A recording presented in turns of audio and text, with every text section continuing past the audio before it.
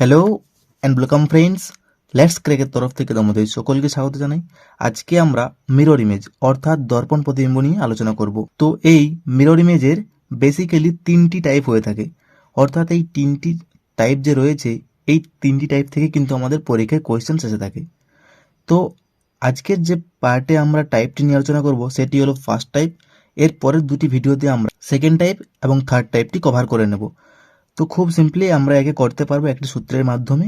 তো আমরা প্রথমত কি করব না, বেসিক মেথডটি জেনে নেব, তারপর একে সূত্র অ্যাপ্লাই করব। সূত্র অ্যাপ্লাই করতেই কিন্তু আমাদের নিমেষে অঙ্কের অ্যান্সার বের হয়ে যাবে। তো চলো দেখে নেওয়া যাক। প্রথমে আমরা বেসিক যে কনসেপ্ট রয়েছে সেটি আগে দেখে নিই। দেখো বলেছে ফার্স্ট কোয়েশ্চেন, যদি ঘড়ির প্রদত্ত সময় 5:45 হয় তাহলে ওই অবস্থায় ঘড়ির মিরর ইমেজ বা দর্পণ প্রতিবিম্ব কি হবে। তো আমরা একে খুব সিম্পলি একটি সূত্রের সাহায্যে করতে পারবো, কিন্তু আমরা কি করব না, প্রথমে একটি বেসিক কনসেপ্ট জেনে নিই। তাহলে আমি প্রথমে একটি ঘড়ি এঁকে নিই। একটি ঘড়ি হলো, আর দর্পণ প্রতিবিম্ব যখনই আমাদের বলবে তখন এই যে ঘড়িটি রয়েছে এর অপোজিটে আমাদের কি তৈরি হচ্ছে না, এর একটা প্রতিচ্ছবি তৈরি হচ্ছে আয়নাতে। তাহলে আমি প্রথমত কি বলেছে 5:45, তাহলে আমি এঁকে নিই 12।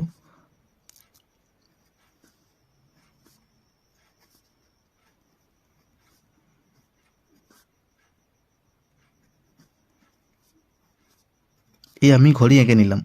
কি বলেছে না 5:45 বলেছে, তাহলে কি হবে না, ঘন্টার কাঁটাটি হবে আমার এখানে, ঠিক 5-এর একটু সাইডে এখানে, আর মিনিটের কাঁটাটি হবে 9-এর ঘরে। তাহলে দেখো আমাদের কিন্তু 5:45 বেজে গেছে।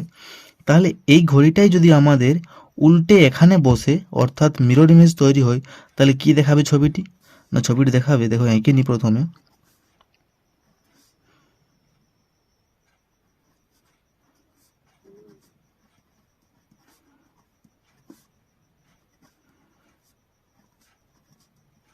এই যে ছবিটি রয়েছে একে যদি আমরা ঠিক উল্টে লিখি তাহলে দেখো এই ঘন্টার কাঁটাটি এদিকে চলে আসবে ঠিক এখানে, আর মিনিটের কাঁটাটি চলে যাবে এখানে। তাহলে দেখো এখানে কটি বেজে গেল না, এখানে বেজে গেল 6:15। তো এই যে 5:45 রয়েছে এর মিরর ইমেজ হলো আমাদের 6:15। তো একে যদি আমরা পরীক্ষার হলে ঠিক বেসিক মেথডে করি তাহলে কিন্তু আমাদের অনেকটাই সময় অপচয় হবে। তাই আমরা একে খুব সিম্পলি কি করব না, একটি সূত্রের সাহায্যে করে নিতে পারবো। তো সূত্রটি কি না, সূত্রটি হলো, দেখো সূত্রটি হলো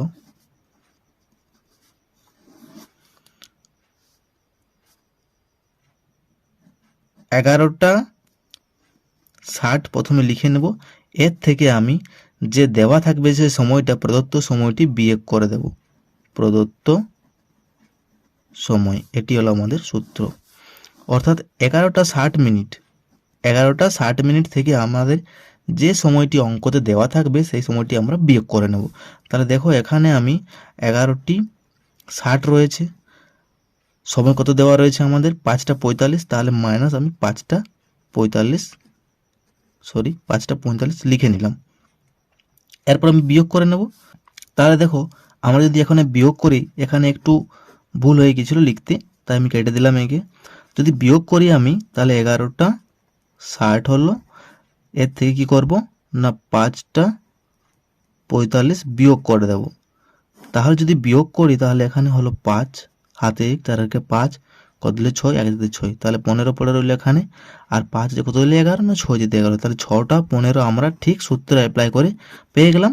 আর দেখো এখানে কিন্তু আমরা ঘড়ির মাধ্যমে একে কনসেপচুয়ালি করেছিলাম 6টা 15। বোঝা গেছে? খুব সিম্পল, একে আমরা পরীক্ষার হলে সূত্র অ্যাপ্লাই করে খুব সিম্পলি করতে পারবো। বোঝা গেছে? 11:60 থেকে আমরা প্রদত্ত সময় যেটা দেওয়া থাকবে সেটি বিয়োগ করে নেব। চলো পরের কোয়েশ্চেনে চলে যাই। দেখো পরের কোয়েশ্চেনে কি দেওয়া রয়েছে, একটি ঘড়ির বর্তমান সময় 7:20, তাহলে ওই ঘড়ির দর্পণ প্রতিবিম্ব কি হবে। তাহলে এখানে আমরা কি করব, সিম্পলি শুধুমাত্র সূত্রটি অ্যাপ্লাই করে দেব। তাহলে সূত্রটি কি না, দর্পণ প্রতিবিম্ব এর সূত্র হচ্ছে কি না 11টা 60 মিনিট থেকে প্রদত্ত সময়টি বিয়োগ করে দেবো। প্রদত্ত সময় কি দেওয়া রয়েছে? 7টা 20 মিনিট দেওয়া রয়েছে। তাহলে 11টা 60 মিনিট থেকে আমি 7টা 20 মিনিট বিয়োগ করে দেবো। তাহলে এখানে হলো 40 মিনিট আর এখানে হলো 4। তাহলে কত হলো? না 4টা বেজে 40 মিনিট। তাহলে কি হলো এখানে? 4:40।